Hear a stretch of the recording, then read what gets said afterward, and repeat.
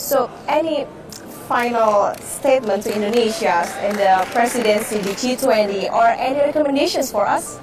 Congratulations to Indonesia, and terima kasih to the President for bringing us together.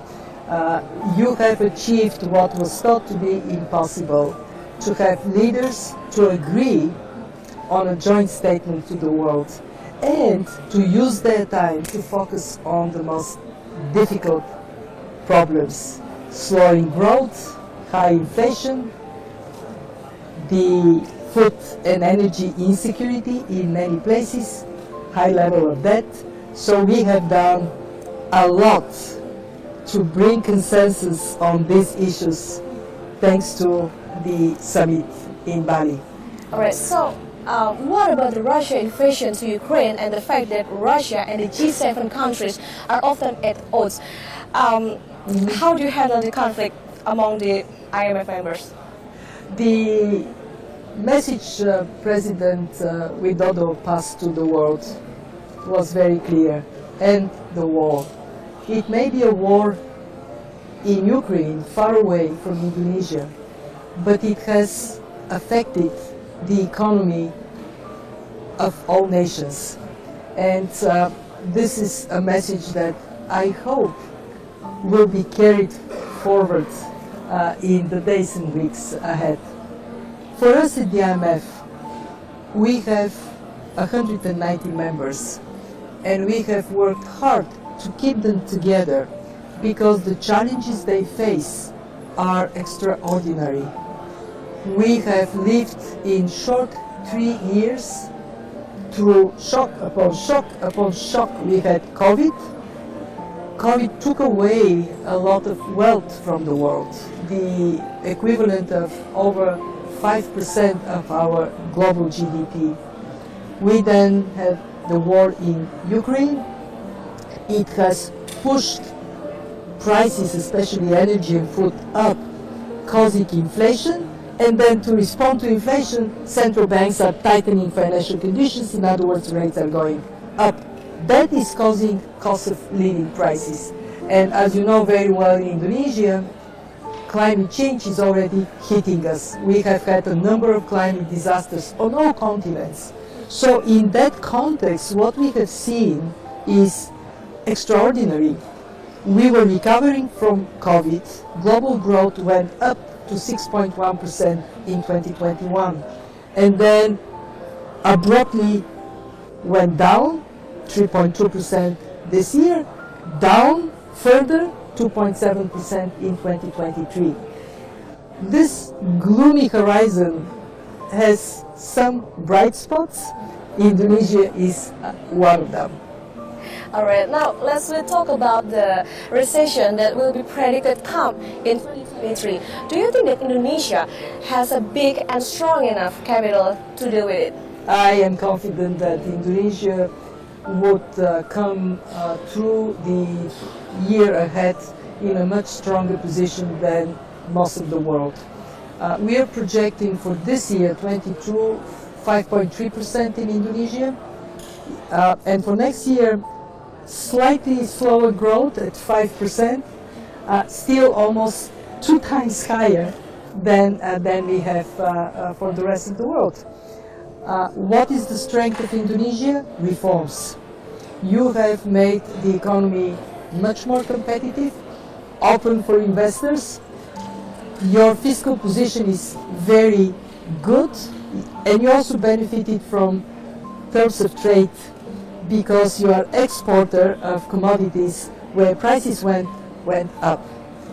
But on top of these good actions, you have vibrant young population, and that is a huge benefit for Indonesia. Of course, despite all this strength of Indonesia, the economy is going to be affected by the slowdown elsewhere. US is slowing down, China is slowing down, the European Union is slowing down. This simultaneous slowdown of large economies that are importers of Indonesian products, of course, is going to affect you. much less than many other countries. All right, so the Chinese economy is expected to slow remarkably. It seems very challenging in the near term.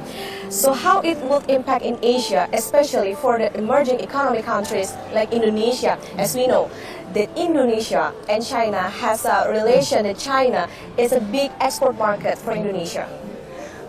Of course, a slowdown in China is not only bad for the Chinese people, it is bad for Asia, it is bad for the world. We used to rely for about 40% of global growth on Chinese growth, no more. This year we are likely to see China finishing the year with around 3.2, 3.4% growth. Next year, 4.4% growth. This is far from what Chinese growth used to be. The countries have to adjust to a Chinese economy that inevitably would be on a slower growth path, not only because of the current difficulties due to COVID restrictions, to the real estate sector in China being in trouble, but also because China is aging. It doesn't have the capacity to grow that it had, say, a decade ago. What does it mean for Indonesia? Well, first, build more bridges with the other ASEAN countries. There is space for ASEAN to grow together. Second, there is a lot that Indonesia can do to generate more domestic production and consumption. There is plenty you can do, for example, for the green economy. Making renewable energy available everywhere in this large country is a huge job creation opportunity. And three, Indonesia can seek to be more of an exporter than an importer, and in fact this is already happening. China-Indonesia used to be, China imports a lot from Indonesia, exports not that much. Now there is more balance in that regard.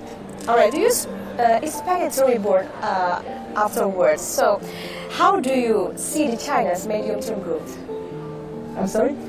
Do you expect it to rebound afterwards about the China's economy? Mm-hmm. So, and how do you see the China's medium-term growth now?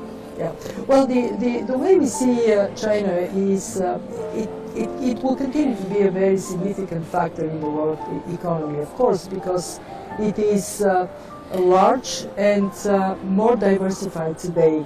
What we are hoping China would do is to pursue reforms that so far has served the country really well. And I would point to three areas where China can do more.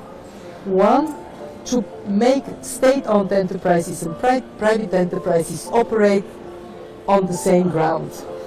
Eliminate some of the privileges that state-owned enterprises enjoy. That increases competition, makes the economy more vibrant. Two, China is still in a position to pursue more openness. There are still parts of the Chinese economy that are somewhat protected. China can do more in that regard.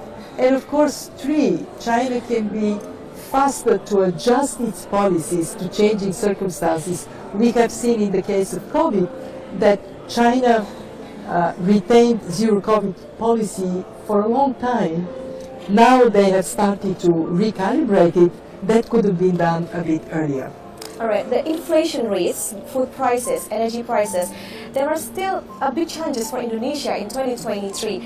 So what are economic policy actions that Asia, especially for the emerging economy like Indonesia, need to take to address the crisis? The oil and gas crisis is due to the war in Ukraine primarily.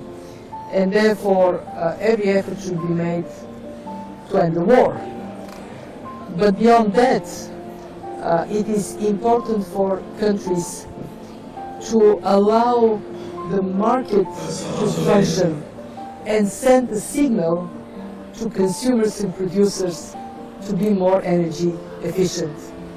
If we compress the price, if we try to keep it low, all we do is we encourage more consumption, and more consumption is more pressure on prices upward.